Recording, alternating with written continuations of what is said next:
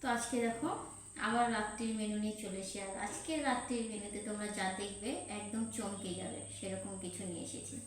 তো এই যে দেখো পান্তা ভাত, এইটা হচ্ছে কালকের ভাত। কিন্তু জানো তো এই ভাতটা এক সময় যখন বাবার বাড়িতে হতো তখন হয়তো অনেক নষ্ট করেছি, কিন্তু এখন যখন আমি হাজব্যান্ডের কাছে এসেছি তখন এক একটা ভাতের মূল্য বুঝতে পারছি।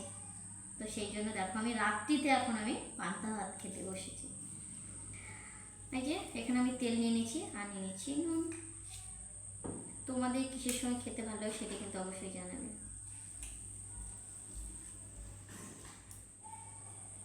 আর যে যেটা না নিলে হবে না, আর এখানে রেখেছি আলু ভাজা, পেঁয়াজ, আর এখানে আছে মাছ ভাজা। তো এটা দিয়ে আমি পান্তা ভাতটা খাবো।